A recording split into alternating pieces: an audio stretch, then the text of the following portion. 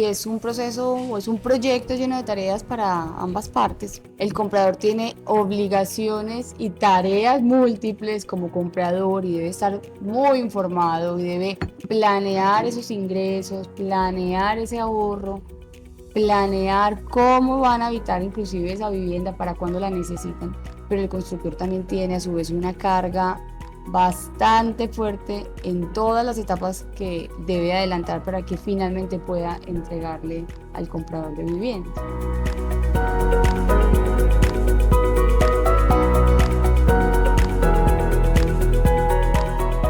Hola, soy Juan Pablo Osorio, seguramente me conocen más fácil en redes sociales como Juanpa Invierte. Y hoy estamos en un espacio increíble con Camacol, estamos grabando un podcast donde vamos a conocer cuál es el proceso constructivo, cuáles son esas fases de la construcción para todas esas personas que compraron vivienda durante la feria de vivienda que tuvimos a comienzo de año. Estoy con dos super invitados muy especiales que nos van a enseñar un montón, vamos a tomar aquí agüita, café y vamos a continuar aprendiendo referente a todo este tema de construcción. Estoy con María Isabel Aramburo, abogada en Derecho Inmobiliario, que nos va a acompañar. María Isabel, bienvenida. Hola Juan Pablo, ¿cómo estás? Muchas gracias. Muy bien, muchas gracias por venir. Y estamos con Eduardo Loaiza Posada, el gerente de Camacol Antioquia. Bienvenido, Eduardo. Gracias, Juan Pablo. Un saludo muy especial a todas las personas conectadas y a María Isabel también un gusto compartir este espacio con ustedes. Muchas gracias, un honor, la verdad. Genial, entonces vamos a comenzar a aprender. Hace poco tuvimos la feria de vivienda, reunió muchísimas personas, sentí una energía muy bonita dentro de la feria donde se veía una expectativa y una mejor proyección para este final de año. Muchas personas compraron, muchas personas se inscribieron y ahora pues que las personas ya firmaron en feria, seguramente hay muchas dudas y muchas inquietudes de cuáles son esos procesos y esas fases, tanto del proceso de construcción, procesos de entrega, todos los contratos que firmaron. Y pues venimos aquí a resolverlas para que las personas entiendan cuáles van a ser las siguientes fases que van a vivir en ese proceso constructivo. Entonces, empecemos con ese proceso de construcción. Eduardo, ¿qué etapas comprende un proceso constructivo normal? ¿Qué etapas van a vivir las personas que compraron hace unos meses? Gracias, Juan Pablo. Sí, desde el punto de vista de las familias y de los compradores, el proceso de compra y de hacer realidad el sueño de tener una vivienda propia tiene varias fases y varias etapas. Primero, la planeación, ponerse el objetivo de que vamos a comprar una vivienda por inversión o para vivir en ella, o para cambiar de vivir en arriendo para tener la vivienda propia. Entonces, en esa planeación yo tengo que tener claro cuáles son nuestros ingresos familiares, que se suman los ingresos de las personas que van a aparecer en la escritura. Papá, mamá, esposos, hijos, tías, etcétera, o un familiar en el exterior, si se suman esos ingresos. Hay unos topes de unas 4 personas que pueden aparecer en esas escrituras y le suman esos ingresos familiares. Segundo, ¿en qué tiempo necesito yo la vivienda? Si necesitamos la vivienda en 6 meses, no me sirve un inmueble que esté sobre planos que me lo vayan a entregar en 3 años. Por el contrario, si necesitamos facilidad para pagar la cuota inicial durante buen tiempo, 2, 3 años, no me sirve un inmueble que me lo vayan a entregar en 6 meses o en un año. Buscar si accedemos o clasificamos para algún subsidio del gobierno o de una caja de compensación. Y en ese sentido, entonces, inscribirme o registrarme para entrar en ese proceso. Después, la búsqueda del inmueble. Normalmente las familias se gastan los fines de semana buscando los inmuebles y a los 4, 5, 6 meses se escogen las que más les gustan, van a verlos y ya están vendidos o valen más. De ahí la importancia de las ferias o de esos momentos que tienen las empresas o los sectores o el gremio para que en un solo fin de semana o en un solo lugar vean toda esa oferta, porque ahí excluye. Algo muy importante en ese proceso de compra es ganar tiempo para escoger lo que le gusta y desechar lo que no se acomoda. Entonces, si yo busco en una zona de determinado precio, descarto las otras zonas y los otros precios, entonces nos concentramos en esa zona y en esos precios lo que más se acomode. Entonces ya miramos las facilidades de pago, etcétera, etcétera. Entonces, eso es un primer paso. Segundo, ya el proceso de compra y es manifestar la intención de compra, firmar la promesa de compraventa. Ahí el constructor o promotor me va a decir o nos va a decir a la familia en cuánto tiempo nos lo entrega, qué características va a tener el entorno. Eso me va a ayudar mucho, nos va a ayudar mucho a saber si se va a valorizar más de lo normal, porque las inversiones y desarrollos que vienen de otros desarrolladores o de otros proyectos estatales, valoriza la zona y valoriza el proyecto. Ahí sabemos cuánto es el precio, cuánto es la cuota inicial, con qué entidad financiera, valga la redundancia, financian el proyecto.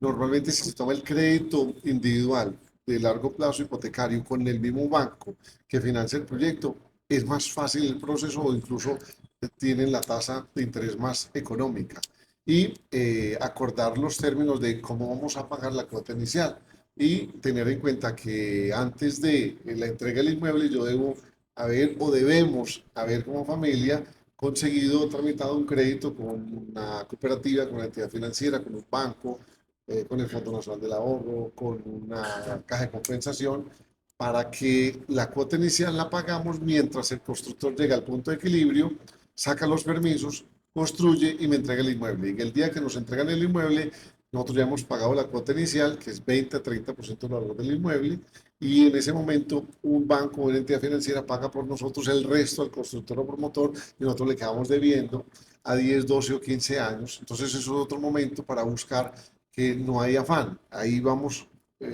cuadrando con tiempo. Hay que tener en cuenta que hay familias que se abstienen de comprar que porque tienen un reporte en una central de riesgo, porque incumplieron con un pago.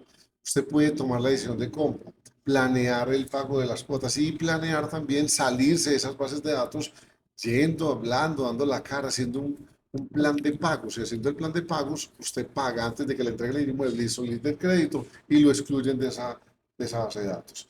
Entonces, mientras le entregan el inmueble, hace el crédito y de ahí en adelante usted va pagando el crédito hipotecario, que puede ser el leasing, cuota fija en pesos, cuota variable en OR, puede usar algunas exenciones e incentivos tributarios como aportar hasta el 30% del ingreso mensual familiar a una cuenta FC, que es ahorro para el fomento de la construcción en un banco, y ese dinero se utiliza para las cuotas iniciales o para que de allí me debiten la cuota mensual del crédito hipotecario y está exento de retención en la fuente hasta ese 30% que yo o en la familia ahorremos para esa cuenta de FC. Entonces, tener en cuenta. Y ya para la empresa constructora es tener la fiducia, hacer los trámites con la entidad financiera, acordar el punto de equilibrio para que se inicie la construcción, adelantar los trámites, que ahora creo que vamos a hablar de trámites ante Sí. muchas entidades públicas y oficiales y autoridades que autorizan y adelantar el proceso constructivo de una forma juiciosa, legal y técnica para poder cumplir oportunamente, no en una fecha, sino en una época, a los compradores que están esperando que les entreguen ese inmueble para invertir o para vivir. Es una Sí, forma muy resumida de un proceso que puede tomar entre 2 y 7 años, que es un proceso de construcción. y es un proceso o es un proyecto lleno de tareas para ambas partes, pues el doctor ya lo relata bien. El comprador tiene obligaciones y tareas múltiples como comprador y debe estar muy informado y debe planear esos ingresos, planear ese ahorro, planear cómo van a habitar inclusive esa vivienda para cuando la necesitan, pero el constructor también tiene a su vez una carga bastante fuerte en todas las etapas que debe adelantar para que finalmente pueda entregarle al comprador de vivienda. Muchas de las personas que nos están viendo ya pasaron por esa etapa de planeación, de búsqueda y ese proceso de compra de firma porque estuvieron en la feria de vivienda, como nos decía Eduardo, es un espacio donde tenemos todo en un solo lugar, entonces son espacios que hay que aprovechar todo el tiempo. Una persona que de pronto nos esté viendo ahí y diga, no, es un sueño poco alcanzable, es complejo. Yo veo que no me da la plata, de pronto no me alcanza para esa vivienda que yo siempre he querido. ¿Qué consejos o recomendaciones le podríamos dar para que logren y busquen ese sueño y persistan por él? Claro, mira, dices algo que es importante, esa vivienda que yo siempre he querido. Y por lo general le apuntamos a la finalidad última, a lo que nos hemos soñado. Pero invertir en propiedad raíz siempre es bueno, siempre será un buen negocio. Lo importante es planificar desde la capacidad financiera que uno tiene en el momento para ir creciendo ese sueño. De pronto me aventuro a comprar algo de menor valor, con amigos, familiares, reunir un poco más de capital, comprometer esos dineros extras que muchas veces se van perdiendo en amenities o en otros. También primas, Sí, cesantías. exactamente. Y de verdad que conocer los beneficios tributarios, ahorita el doctor Eduardo los relacionaba, son maravillosos. La planeación tributaria está en la ley y es al servicio precisamente de estos fines. Entonces, yo creo que deberían continuar con ese sueño, pero planeándolo bien. Perfecto. O sea que nos decías, yo puedo comprar vivienda con amigos. Claro, perfectamente. Súper, o Son, sea, si con la familia no me da, yo busco el amigo con el que mejor relacionamiento tengo y me embarco en ese proyecto de esa primera inversión. sin ningún inconveniente. Obviamente es una sociedad, son Sí, comuneros, tienes que revisar con quién estás claro comprando y que cuáles son sí. las condiciones, que también la comunidad legalmente se puede regular entre comuneros, pueden hacer acuerdos legales que rijan entre las partes, perfectamente posible. Genial, importante esto que nos dices, María. Eduardo, algo para agregarle a María. Sí, un complemento de dos o tres aspectos muy sencillos, pero que hay que tener en cuenta. Uno, utilicen los simuladores de crédito de la entidad financiera. Son gratis, están en internet. Cada banco y entidad financiera tiene simuladores. Yo puedo poner el valor del inmueble, el monto que voy a financiar, la cuota que quiero pagar mensualmente, los ingresos, el plazo, juego con cuota fija en pesos, cuota variable no ERE, con leasing, juego con la información y no me están pidiendo ni claves ni ninguna información básica. Yo mismo pongo la información y cambio y puedo comparar con distintas entidades financieras. Entonces, hacer ese ejercicio, o sea, papel y lápiz y calculadora, usar mucho esos simuladores. Segundo, al momento de escoger si está ya cerrando la compra, aunque ya dijimos, ya llegó hasta ese punto, pero quiero que no se nos olvide, piensen en qué etapa de la vida están. Las personas mayores les gusta más la tranquilidad, entonces no es para ellos un apartamento al lado de una piscina y juegos infantiles donde el fin de semana van a ir bulla desde las 6 de la mañana. Esa alegría a otras personas de otro momento de la vida les Claro. encanta, pero personalmente. Y viceversa. Si una pareja está pensando en tener bebés en los próximos años, vea, el mejor sitio es cerquita a la mamá, porque se lo van a ayudar a cuidar. Quien no ha vivido esa experiencia no sabe que en ese momento el apoyo familiar es esencial. Entonces, a veces la gente dice, ¿y dónde cree que es mejor comprar? Entonces, yo le respondo es en qué etapa de la vida, qué planes tienen. ¿Ya? Y entonces uno los va llevando a que en la etapa en lo que ustedes están pensando, deben estar de cerquita a la mamá o a la suegra que les va a ayudar a cuidar los niños y ahí se les va valorizando el inmueble y después que crezcan más ya tienen un patrimonio y venden. Entonces hay que pensar en todos esos aspectos. Y, eh, y también complementar que sí, que no necesariamente cuando hablamos en promedio que la vivienda de interés social se paga el 20% de cuota inicial y el 80% se financia, es hasta el 80% se financia, pero hay familias que no necesitan financiar el 80%. En vivienda que no es de interés social, y ahorita vamos a hablar de las definiciones, el promedio es el 30% de la cuota inicial que se paga durante el tiempo que se construye y se financia hasta el 70%, pero el promedio en el país ha sido el 50-60% en los últimos años que la gente necesita de financiación. Y hay otros proyectos en donde usted no necesita financiación porque se juntan 3, 4, 5 personas y cada uno pone 5 amigos de 50 millones cada uno, salen a comprar un inmueble de 250 millones de pesos y pueden solicitar un descuento financiero por ese pago porque no van Genial. a tener financiación. Así es. ¿Ese 30% de inicial a uno la constructora le cobra intereses o uno va pagando esa plática mensual en cuotas sin interés? Esa pregunta es muy buena, Juan Pablo, porque ese es uno de los atractivos del sistema que tiene el sector en Colombia. En muchas partes del mundo se construye para vender. En Colombia se prevende sobre planos para construir cuando el proyecto llegó al punto de equilibrio, que es que esté vendido en un 70% en promedio. Ahí la ventaja es que cuando yo escojo el inmueble y me acerco al promotor o constructor, en ese momento me congelan el precio cuando no es vivienda de interés social. En salarios mínimos, porque ya hay vivienda de interés social en pesos que he visto por ahí que ha salido. Pero vivienda de interés social, la ley dice es no puede sobrepasar el salarios mínimos, Sí, esos topes al momento de la así escrituración. es. Si usted lo definió en pesos, pero al momento de la escrituración no se pasa el tope de visa para ese momento, no tiene problema. Es Así lo es. que dice la ley, que no se pase el tope de 135 salarios mínimos en general en el país y 150 salarios mínimos en las grandes ciudades, Medellín, Bucaramanga, Bogotá, Cali, Barranquilla y Cartagena. y esas zonas conurbadas. Entonces, cuando yo firmo la promesa de compra-venta, tengo una ventaja, congelo el precio. Para mí me congelan el precio.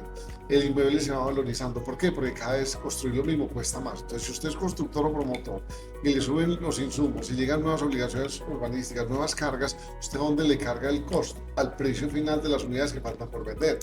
Entonces, yo estoy pagando un precio que ya quedó fijo en el tiempo, no me cobran financiación, no me cobran intereses por pagar esa cuota inicial y se me va valorizando el inmueble. Y aprovecho el plazo mientras me lo entregan y me lo construyen. Perfecto, entonces yo creo que podría ser síntesis y coincide mucho con algo que yo hablo mucho en redes, que al final comprar vivienda depende de tres factores. Primero es cuál es la vivienda que yo me puedo permitir comprar, acorde a mis ingresos, la revisión con amigos, con familia. El segundo punto es cuál es la vivienda que el banco me puede permitir comprar a mí según mi capacidad de endeudamiento, si necesito financiación, el tiempo y el plazo que voy a acceder a la vivienda.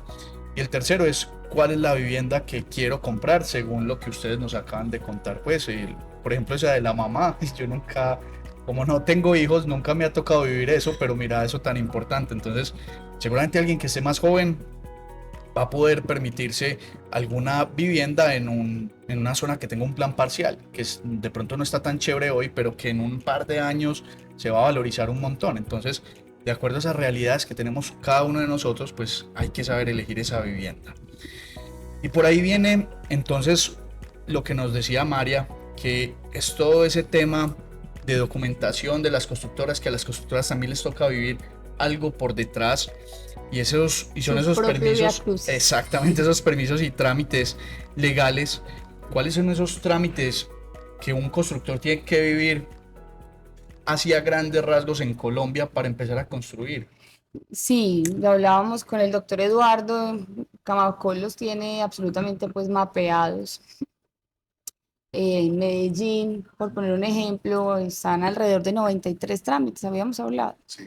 93 trámites asociados al proceso constructivo. Y no son, es un montón, es un montón. Y el que uno considera que es sencillo, de pronto te enreda el proyecto y te para la obra. Es así. Cosas que de pronto en lo que ya tenés un preconcepto, viabilidad, donde todo iba marchando muy bien, te para la obra, ¿cierto? 93 trámites asociados a un proyecto constructivo. Te voy a mencionar algunos porque si nos extendemos en los 93, pero de los más importantes está la licencia de construcción, ¿cierto? Y los instrumentos que se necesitan, ¿cierto?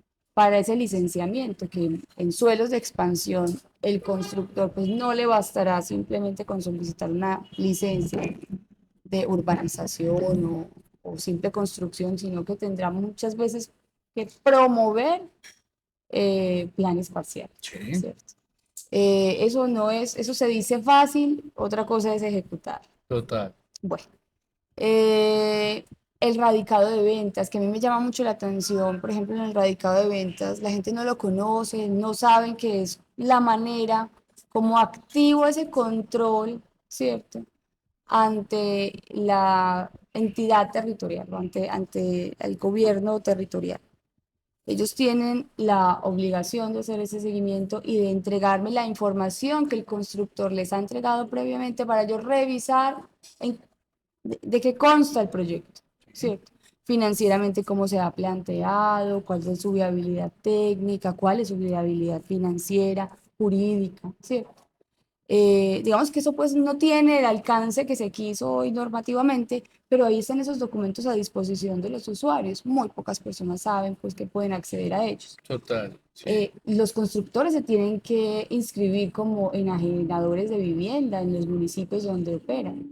Muy pocas personas saben también eso, ¿sí?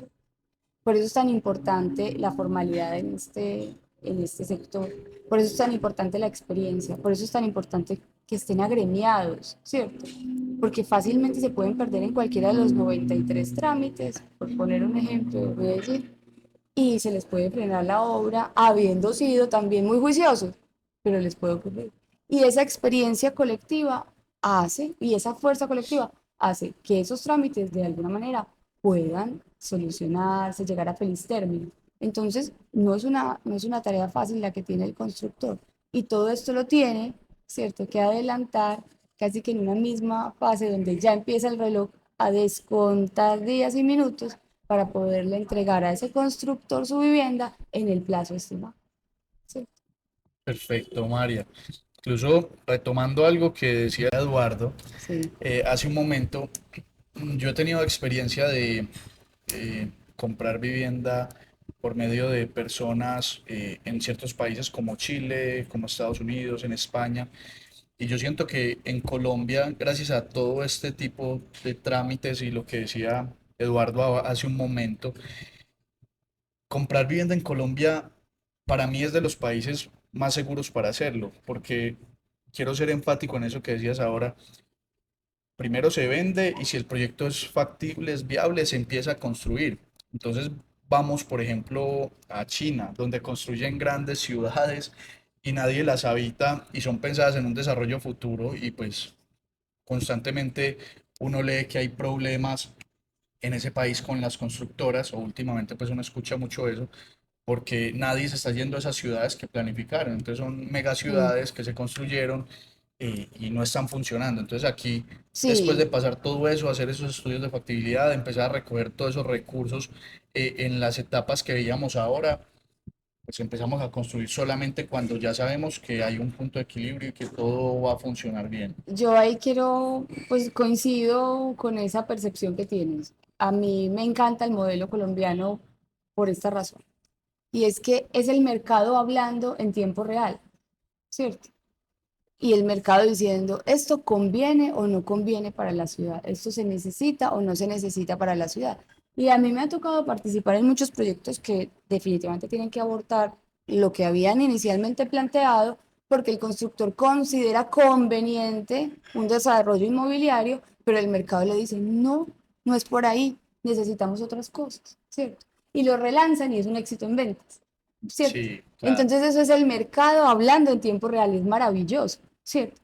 Lo que es importante saber ahí, y adelantándome o haciendo un abrebocas pues de ese tema que vamos a tratar ahorita, es que estamos haciendo todos una apuesta colectiva por ese proyecto, ¿cierto? Y en ese proyecto todos vamos si se cumplen unas condiciones mínimas requeridas que viabilizan el proyecto. Claro. Esa, ese pequeño detalle que parece insignificante es algo que yo creo que debemos promover más en el comprador, que entienda qué está firmando, qué apuesta está haciendo. Hay gente que vive solamente de esas apuestas iniciales. Hay gente que Total. va y simplemente se para y con separar con el 30% luego cede su posición contractual y se ganó la valorización. Gente que solamente se dedica a eso, porque tienen esa visión del inversionista. Yo lo llamo los creyentes y pues Sí, toda inversión tiene su nivel de riesgo. Si yo compro en una etapa donde no hay absolutamente nada, solo está la manguita, pues yo proyecto y visiono ahí, en esta zona nos va a ir muy bien y por eso tengo derecho a más valorización que cuando alguien llega y compra con todo listo y entregado. Entonces claro. de eso va a depender también lo que nos decía ahora Eduardo, cuál es la realidad de vida de cada persona. Entonces, si yo sé que ya estoy entrando en una etapa donde no quiero riesgos, quiero estabilidad, pues compro en un momento de la construcción. Si yo sé que soy joven y puedo hacer ese tipo de apuestas con la constructora porque Sí, veo factibilidad, porque confío, porque están agremiados, porque hay formalidad, pues es un buen momento de comprar en esas primeras etapas. claro. Eduardo, ¿qué tienes para añadirnos de esos procesos de esos permisos y trámites legales? Y dos comentarios. Uno, Juan Pablo. Frente al comparativo con otros mercados, definitivamente, ¿cuál es la ventaja del mercado colombiano? Que las facilidades están dadas para el comprador.